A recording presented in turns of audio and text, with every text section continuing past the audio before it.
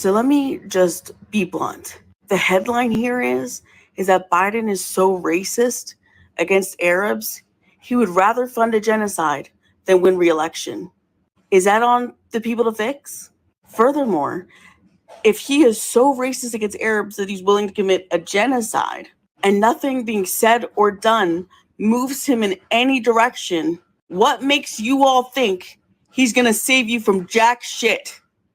Because I genuinely don't get it. I genuinely don't get the cognitive dissonance you all have to still believe in any of this.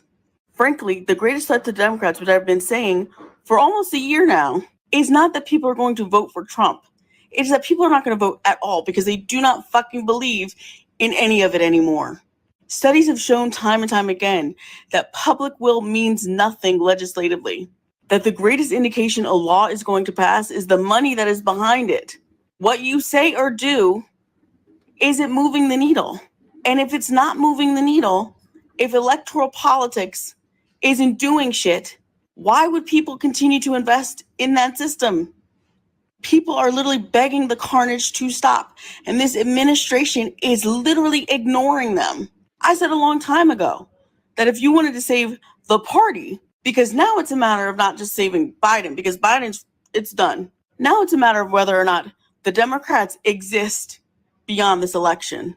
If you want to save that, you connect with people. You stand by the people of the party rather than its figureheads. But thus far, none of you demonstrated any of that. And I've said this for months, which means that what Biden's doing is not just going to tank his re-election chances, it's going to sink the entire party. And people's unwillingness to critique him or to criticize him or to just repeat never Trump all the fucking time is not only not winning people over, it is showing the rot that is fundamental to Democrats. And frankly, and fundamentally, Trump is the best thing that has ever happened to the Democratic Party because it means that they don't have to try anymore and you'll still stand there looking like a rube. None of you are actually voting for the lesser of two evils. You just became the evil. We are left-wing authoritarians. So I'm gonna replay this video from TikTok, and this is Exhibit A of why TikTok is being attacked.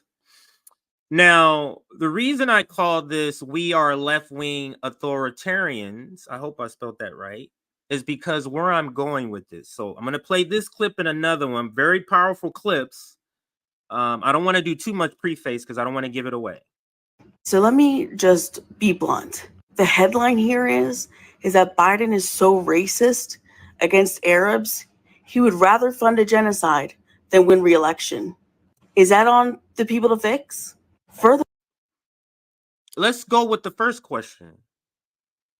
Is the statement that Biden would rather is so racist against Arabs that he would rather lose the election than to stop funding the genocide? Is that a fair analysis of the situation? What would you say? I would say that's absolutely fair, considering we're at, I think, officially around 40,000 on paper, but we all know that we've surpassed 100,000 dead people and Palestinians. The numbers just hasn't caught up. The official numbers haven't caught up to reality.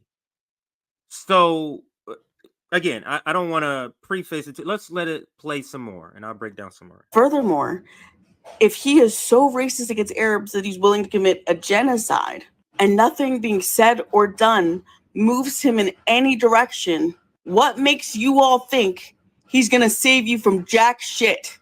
So for those who might be leaning toward the Democratic Party because you are for abortion rights, which I am too, if they're unwilling to stop a genocide, the killing of women and children, 70% of the civilians killed are women and children.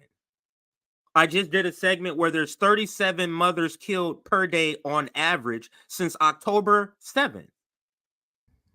Gonna save you from jack shit.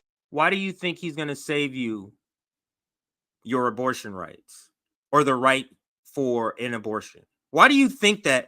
That's so bizarre that you think, or people will think, that this guy who will not stop little babies and generations of people from dying, and they're just supplying weapons, you think those people are going to get you abortion rights? Who are you if you believe that? That is so bizarre. That is so bizarre to make that connection. The people who said the Senate parliamentarian gave us a good reason not to raise the minimum wage to $15 which would only be raising it to less exploitation, because it should be at $40. It is just bizarre that you continue to fall for these, we're going to do this for you. And that's what they're saying now. Because think about it. Yeah, the Democrats virtue signal that they're on the side of abortion rights, and Republicans do the opposite. What does that have to do with tangible reality? Will the Democrats have enough people to get 60 votes? Because they're not going to do anything to the filibuster. So why would you fall for they're going to get you abortion rights when they won't even have the numbers, nor they have the will? It is just bizarre. But I'll let this finish out. I promise that's my longest rant. Shit. Because I genuinely don't get it. I genuinely don't get the cognitive dissonance you all have to still believe in any of this. Frankly, the greatest threat to Democrats, which I've been saying for almost a year now, is not that people are going to vote for Trump. It's that people are not going to vote at all because they do not fucking believe in any of it anymore. Studies have shown time and time again that public will means nothing legislatively.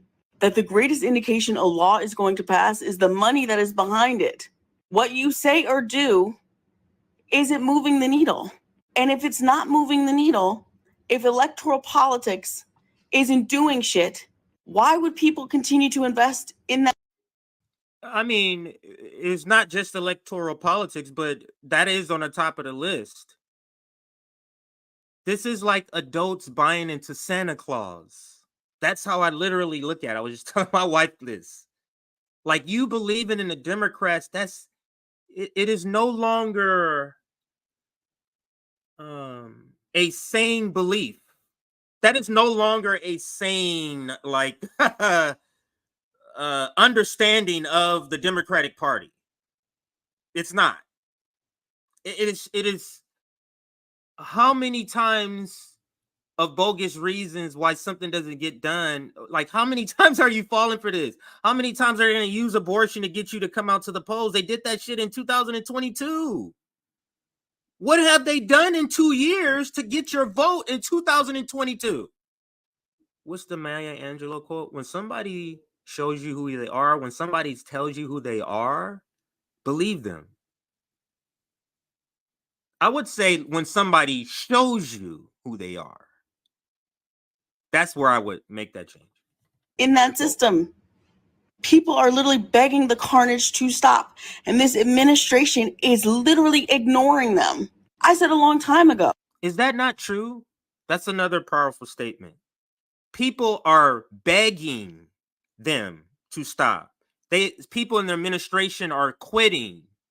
Worldwide protests.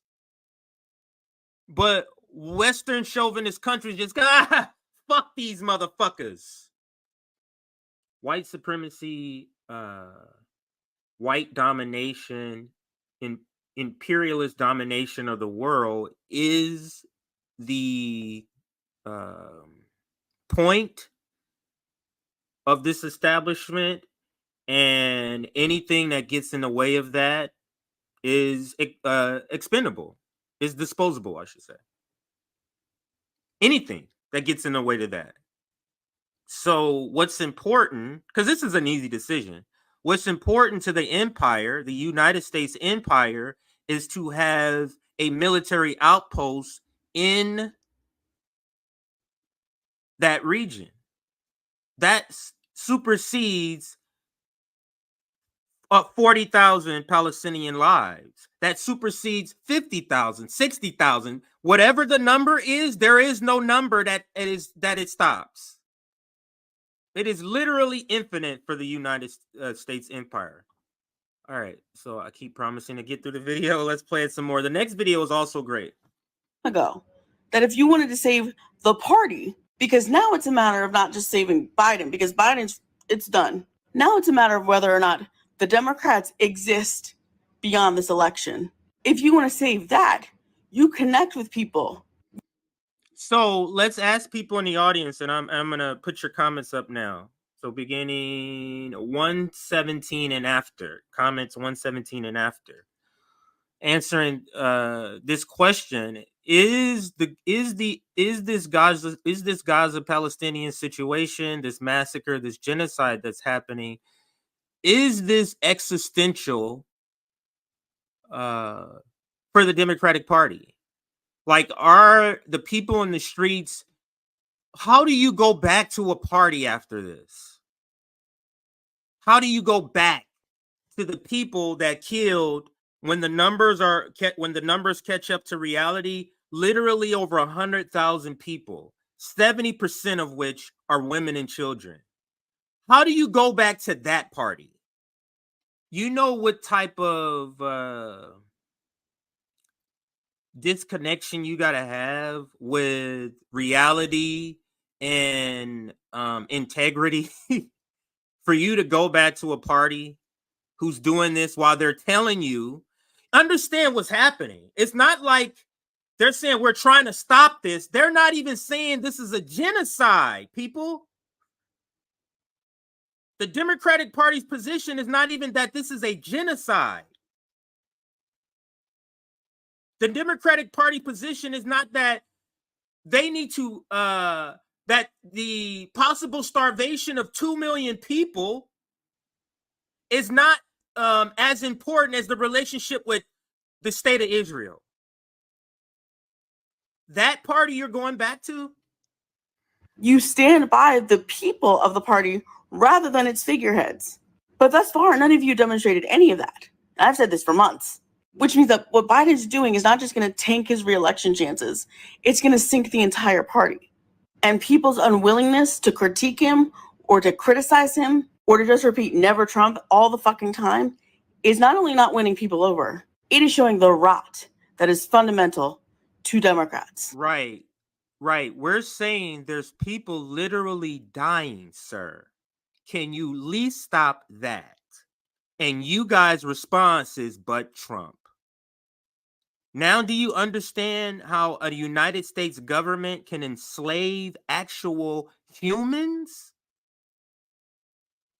And people fight against it, and there's no response.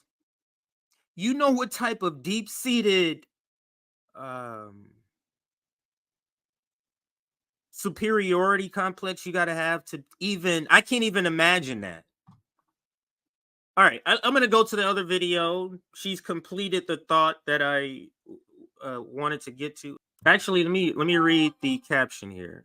She was so unprepared for this, crazy at this point, that any Biden official, really any major party official or appointee of any sort, still imagines they can step on a HBCU campus and be met with anything but disruption. Proud of these students. So this is a college, Spelman.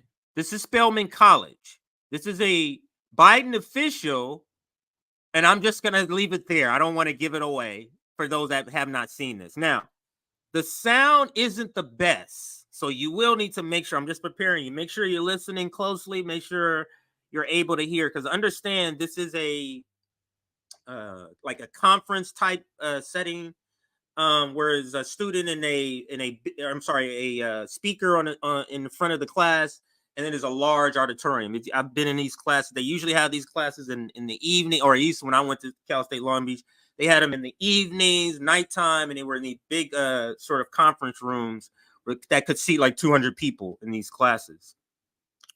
So understand that's where what's taking place here, and let's listen. Do you support an end to the genocide?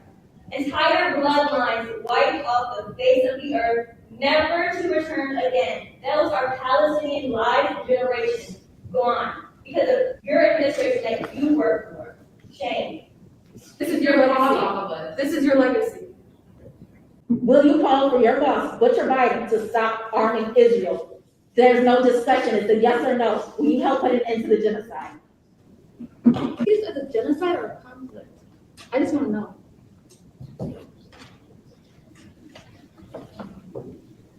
Because according to international law, there is a correct answer. Disgusting. Nobody should be sitting on stage with her while she's promoting genocide. She lacks moral courage. None of us here lack moral courage. You spoke about the involvement of the Israel lobby in U.S. politics, and now you're a part of it.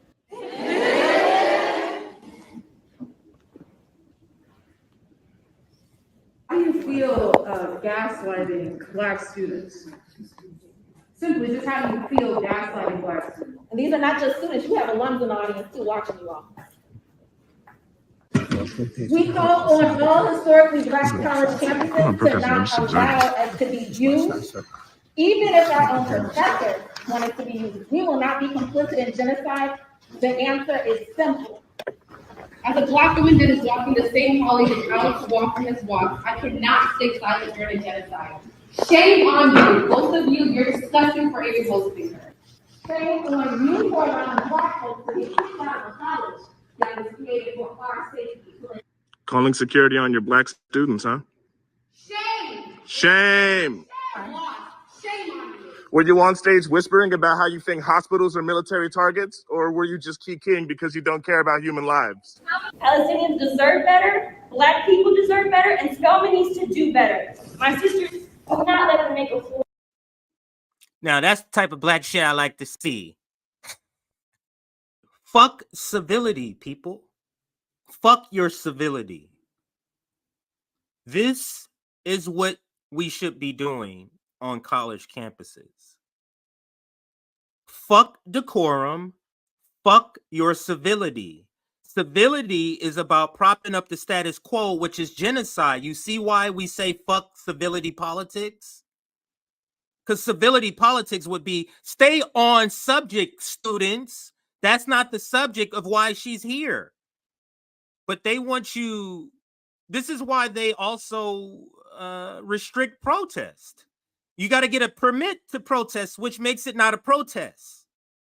So I don't think I'm going to replay that one because the sound was where you have to just be very, you have to listen in quiet and make sure you're listening intently. But the students here at Spelman, why are they even calling security when no one is even threatening? They're asking questions. It's the idea that they're calling security on. The idea that you're not with the state of Israel. That's arrestable. I'm making up words here. You can be arrested for that. You can be removed for that.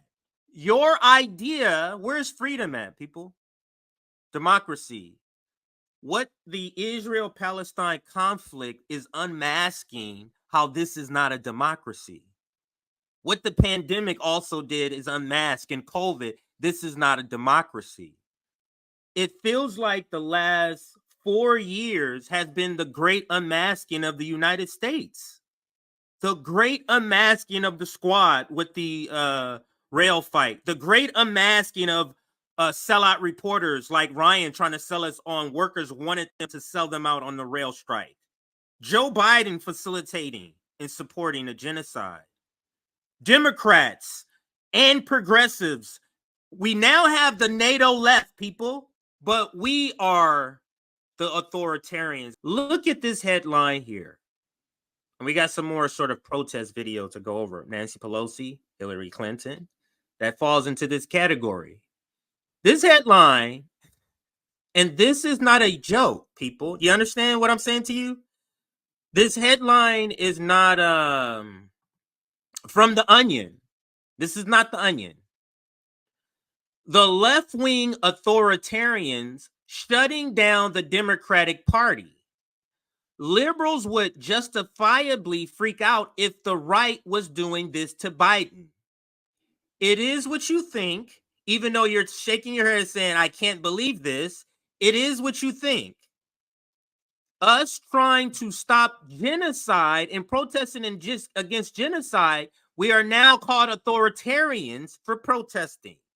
So what we just saw was an authoritarian act, according to this article, preventing these people from speaking by protesting and talking over them. But in the last example, just asking a mere question that's uncomfortable. This is serious. So let me read a little bit. I might have to go to the entire article because it's not a bad article to read. Like, it wouldn't read as a boring article for this setting. But this is hilarious, and I'll read a little bit of it. The twist, of course, is that the mobs shutting down the opposition to Trump are not Trump supporters, or at least not right-wing Trump supporters. You see the jab there? You're not a right-wing Trump supporter. You're a left-wing Trump supporter.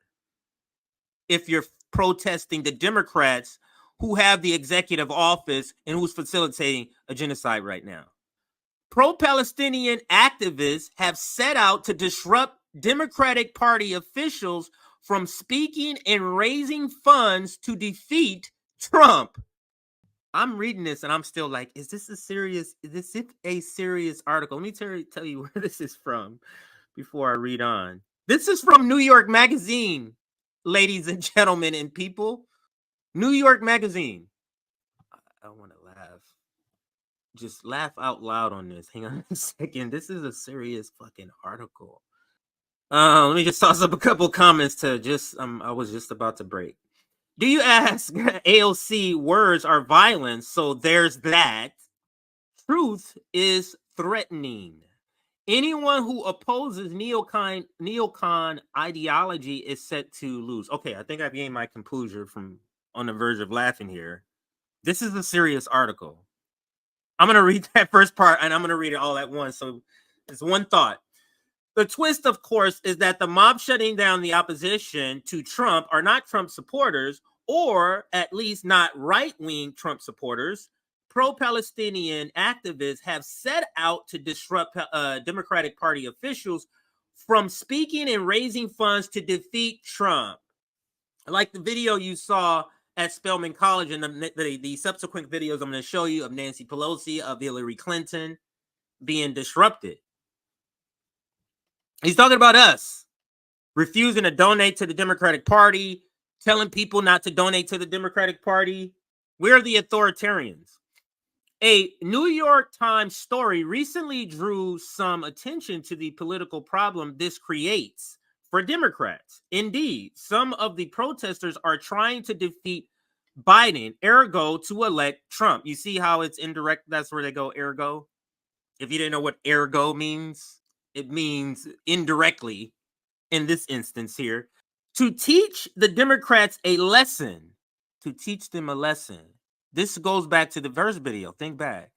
Are we trying to teach a lesson, or this is the Democrats literally pissing off the younger generation and losing them forever? Which one is it? Because if a genocide won't get you to leave a party that is facilitating it, nothing else will. Nothing, literally, quite literally, nothing else will. Because Democrats perceive some of the protesters as potential Biden voters, they have soft-pedaled their criticism of their tactics, meaning they haven't really criticized the tactics of the protesters because they see them as potential voters. The handful of critics have focused on the political ramifications of the protest movement. Quote, if you are now organizing people to walk away from supporting the president, then you are now de facto supporting helping Trump. Senator John Fetterman told the Times,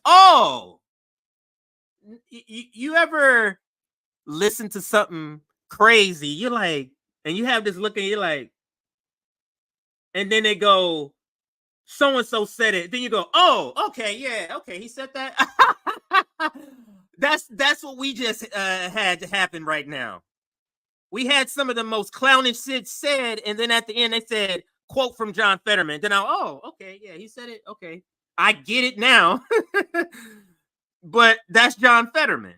But the problem is not one of mere efficacy. Drowning out speakers and disrupting exercises in politics, regardless of its cause or the target, is wrong on principle. Let me read that again. The problem is not the second one. Drowning out speakers and disrupting exercises in politics, regardless of its cause or the target. This is literally them explaining civility politics. Are you not hearing this? Listen to this. Drowning out speakers and disrupting exercises in politics. So drowning out speakers, disrupting, regardless of the cause, meaning regardless of what they're doing, including genocide, including slavery. You get where I'm going with this? Including child labor. Regardless of the cause and target, is wrong on principle. That's them explaining civility politics. I'm not referring to the tactics like holding protest marches, speeches, social media posts, organizing uncommitted vote in the Democratic primary, or other exercises of First Amendment rights. I'm specifically referring to a campaign to shut down speakers who oppose the movement's agendas. Let me read that again. I'm going to insert something. I'm specifically referring to a campaign to shut down speakers who are pro-slavery. You see how that sounds so preposterous when you insert that? So we have a person who's speaking about being pro-slavery, a person who's speaking about being pro-rape. We're supposed to sit back and let that shit happen without yelling over that shit? Civility politics. So because we as, and I'm not even saying leftists, non-establishment people have said there's a line where civility is thrown out of the window, genocide is one of them, and slavery is another, that is called authoritarianism to this clown-ass article right here. That is authoritarianism. And let's play another video here. I'm gonna probably go back to this article and read a little bit more of it, but now let's go to Nancy Pelosi here. So here is Nancy. Let me see if it tells us where she's at. No. It says students at Arizona State University, I almost went there, disrupt Nancy Pelosi for her complicity in Israel's genocide in Gaza. So let's play it. It's only 40 seconds. This is what the article refers to as left-wing authoritarianism, interrupting speeches, talks, interrupting that. Here we go. Nancy Pelosi, you are complicit in genocide. The blood of over 15,000 Palestinian babies is on your hands. How can you be a Democrat and say you hold democratic values while over 100,000 innocent Palestinian civilians have been massacred with bombs that you paid for? We will not be shamed into voting for you or Genocide Joe and your massacreist policy. My family back home in Palestine is being killed. Their blood is on your hands. And David Axelrod, shame on you and every one of the Democratic elites that want to shame us for voting for Genocide Joe. 80% of Democrats support a ceasefire. Shame on you. Shame on you. So when Nancy you say, Pelosi, so when you are complicit. So when you think back and you're like, man, when you hear and read about slavery, you're like, God damn, how did that fucking shit go on without people saying shit? What were other people doing? This is what other people were doing. When the protests against slavery came in, if they got thrown out, this is what they were doing. Shame on you and every one of the Democratic elites that want to shame us for voting for Genocide Joe. 80% of Democrats support a ceasefire. Shame on you. As the protester against slavery was taken out, Nancy we have Pelosi, clowns you in the are audience complicit in clapping. genocide. Even after you hear what he's saying, you get what I'm saying? Like, you agree. Let's say you like Nancy Pelosi, but if I'm saying stop slavery, why would you start clapping to that? So when you ask, how did that shit happen? How is this happening? What a lot of the same descendants of the people who did it to my ancestors. Ain't that something? Check the fucking polls. People of color, it's the same numbers, disparity between white America and people of color as it is young people and old people. The blood of over 15,000 Palestinian babies is on your hands. How can you be a Democrat and say you hold democratic values while over 100,000 innocent Palestinian civilians have been massacred with bombs that you paid for? We will not be shamed. Okay, all right. Stop enslaving these Africans. Okay, all right. Stop massacring the native population. Okay, all right, move. So when you ask yourself, how did all those shit happen? It's the same way this is happening now. But when you do this, you're called a left-wing authoritarian. We go from one female ghoul to another female ghoul, literally geriatric ghouls. These are dead women walking. Here's Hillary Clinton at an event. This is a little bit over a minute. What is the national story or stories that we need to tell now?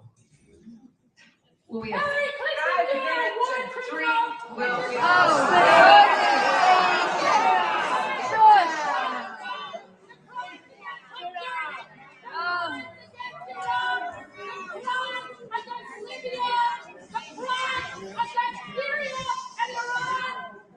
You're supposed to be a hero to women. How many women have died because your policies, your coups, your wars, your not improvement women? How many women suffered because of you? How many women are starving in Gaza because of you? How many women will not be remembered in history? You're disrupting a conversation among warmongers.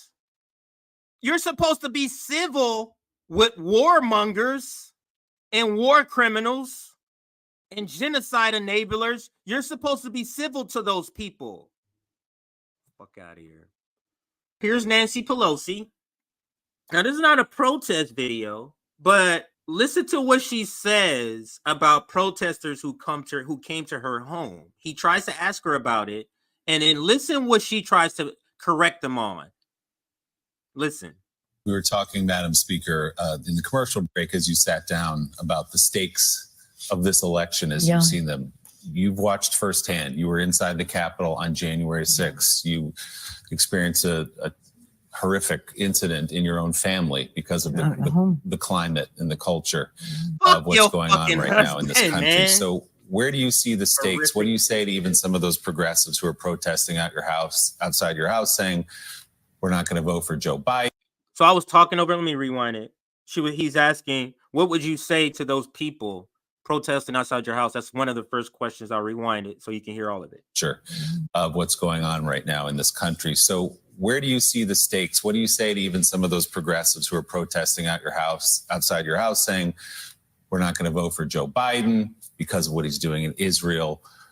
What do you say to voters who may be shaky on Joe Biden about the stakes of this one-on-one matchup? Well, I don't know if they're progressives outside my house. I don't even know who they are outside my house. But in terms protesting his handling of the war, yeah. Yeah, but I know my protesters. I represented my district a long time. I got the biggest vote of any Democrat in California. They said, oh, you're not reflecting your district. No, I got the biggest vote of any Democrat in California. Some of these people I don't know who they are. Some are the usual suspects, but largely they are, I don't know what they are. But nonetheless, for those who are. So remember the people who are outside her house who came in protest, she called them people from China. Remember? So this is her trying to say, hell, you see, the reporter made the mistake of, he thought, because the reason let me just go back a little bit. The reason Nancy Pelosi is on Morning Joe, this is the Morning Joe show for this interview this morning. The reason she's on, she came on to be one of the representatives. You know that letter they signed to say, hey, stop funding something, that virtue signal? Once I saw Nancy Pelosi's name was on there, I'm like, that's some bullshit, which it is. Pretending like, oh, because they know the Democratic Party has to act like they are for the Palestinians. They are for these things. Like my intro video with the black lady was talking about, this is existential for the Democratic Party. And they know that. This is why she signed that bogus bullshit calling for something. I forget what they're calling for. She came on the show to talk about that. That's what she came on the show to. Yeah, we need to do this and we need to stop this, some bullshit, right? And any further on, ask her these questions about the protesters at her house. And that was her response. I'll go back a little bit. Of any Democrat in California, they said, "Oh, you're not reflecting your district." No, I got the biggest vote of any Democrat in California. Some of these people I don't know who they are. Some are the usual suspects, but so she's saying, I'm putting it together because this is very disconnected. Is she saying because she bought the largest vote share of anyone, no one would dare come out and protest her for supporting a genocide? That is what she's basically saying. So they must have come from somewhere else and they're not progressives. One, like there's not progressives who live outside of San Francisco who can come to San Francisco. That's pretty weird. And two, as if genocide is not a red line for even some of your constituency, Nancy Pelosi. You see the bubble that these clowns live in? But let's let her finish her answer. This is what she says to all of us who are protesting, okay? This is what she has to say. Listen closely. Largely, they are, I don't know what they are. But nonetheless, for those who are saying that, oh, you want Donald Trump? Donald Trump of Muslim ban fame? You want Donald Trump? What did I start out with this segment? It was an earlier video with the young black lady who was speaking about Joe Biden being so racist against Arabs and Muslims and Palestinians that he's willing to lose to Donald Trump to support a genocide. And what did she say in that video? She said, when they're protesting, your answer can't just be, but Trump. This guy on Morning Joe literally poses this question to her, and her answer is, but Trump. You think those people are going to do anything for minimum wage? You think those people are going to do anything to defund the police? You think those people are going to do anything to rein in the police terror? You think those people are going to stop doing wars across the world?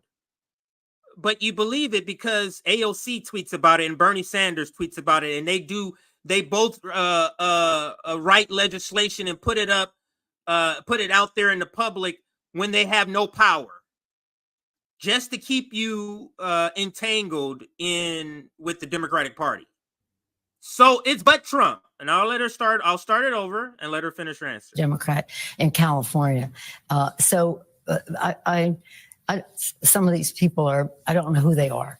Some are the usual suspects, but largely they are, I don't know what they are. But nonetheless, for those who are saying that,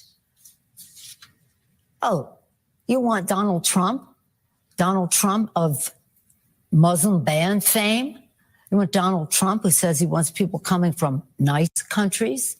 You want Donald Trump who's anti-LGBTQ, anti-women's right to choose? You want Donald Trump who was standing in the way of the Republicans in the House of Representatives for giving humanity. So she's essentially, and this is so bourgeoisie, she's essentially saying, you want to give up all your domestic toys to stop a genocide? Think about, don't you want your abortion? Don't you want your immigration? Don't you want your this? Don't you want your? Why are you voting away your stuff for some people who are dying over there? Quite selfish, quite American. Humanitarian assistance to the Palestinians to the tune of billions of dollars? What is their agenda? Some of it is spontaneous, sincere and real and organic. Some of it, I make a distinction between AstroTurf and grassroots. She is leaning on what she said in her parking lot when she got protests. Somebody outside influence is paying for this. Russia influence, China influence. She is a geriatric clown. This is a face of a clown. And she's still the de facto speaker. Kid you not, Hakeem Jeffries goes to her for what to do. Roots, and some of it is AstroTurf. So who benefits from it? Donald Trump. Who benefits? No, the Palestinians. Who benefits is genocide. Either way, that's why it doesn't matter who you vote for. So vote for somebody that aligns with your values. And I know if you're listening to me right now, it's not genocide. So that means Donald Trump and Biden is out the door. RFK is out the door.